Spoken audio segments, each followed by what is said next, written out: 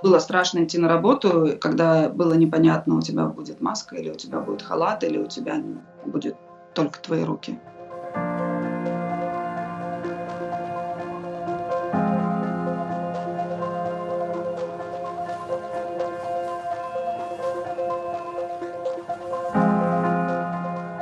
Меня зовут Катерина, я работаю в больнице Сент-Джорджес анестезистом.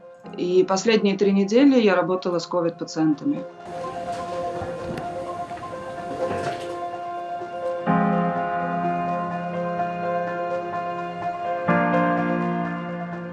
Я работаю в кардиологическом отделении, в операционной. И когда начали поступать пациенты, мы свернули всю плановую работу. То есть мы пытались до последнего обслужить всех ожидающих пациентов, которые у нас были в больнице уже.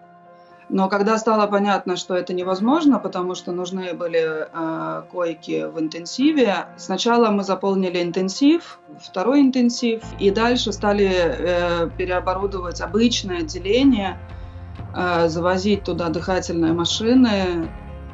Следующий этап – это было заполнение операционных. В каждой операционной 3 кровати. Если мы находились в чистой зоне, то мы все равно носили маски, вот эти респираторы. В них дышать очень непросто. Быстро поднимается СО2. Когда повышается, ты чувствуешь боль в мышцах, у тебя начинает кружиться голова. Поэтому, я не знаю, как в других госпиталях, но в нашем госпитале каждые 3 часа нас меняли. Потому что дольше 3 часов ты находиться не можешь в этом одеянии. То есть ты выходишь на брейк, дышишь 20 минут и потом возвращаешься. Мы делали процедуру ЭКМО. И вот как раз вот это PPE, и ты еще находишься в рентгеновском жилете, это самый ад. Это тяжело физически, больше физически, чем морально. Как раз морально, когда эта одежда есть, это облегчает, потому что ты чувствуешь, что ты будто бы защищен. Ты не знаешь еще, она защищает тебя или нет, потому что вот присылают, ты одеваешь, и потом там, через 2-3 дня может выясниться, что ой, это не подходит. А ты уже в этом проработал 3 дня.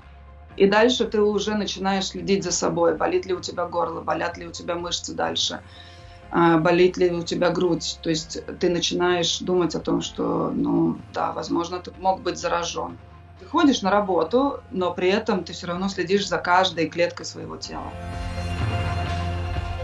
Это не только пожилые люди, это и молодые, и очень молодые, скажем, кому и 30 нету, или кому совсем близко за 30. Первое время мы стеснялись произносить это слово «war», но уже через неделю это слово было в обиходе каждого человека, и ощущение того, что ты побывал на войне, скажем, я сейчас 2 дня дома уже, оно есть. Конечно, есть, и я сейчас, особенно сейчас, я понимаю, что испытывают солдаты, которые возвращаются из войны, потому что вот уже 2-й день я все равно тело заряжено вот этим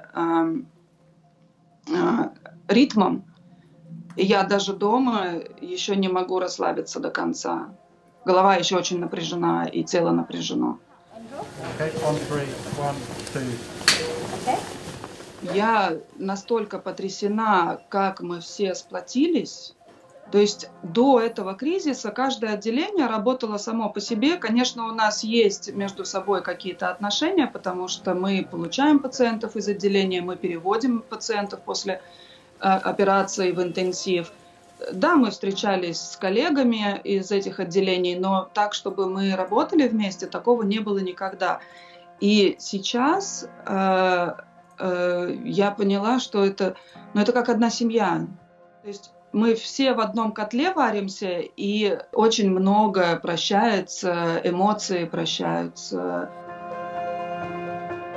Непосредственно в больнице у нас была огромная поддержка со стороны менеджмента, со стороны коллег. Это правда. Это не для того, чтобы, украсить историю. Это действительно правда, но с моей стороны есть огромная критика непосредственно ну, я не знаю, правительства или высоких чинов в НХС, всю подготовку можно было сделать еще в феврале. То есть все проблемы, которые возникают, они решаются, когда они возникают. Не хватает масок, не хватает вот этих комбинезонов. Какие-то комбинезоны приходят, они не подходят под работу с этим вирусом непосредственно. То есть могли прислать строительные комбинезоны, которые пропускают.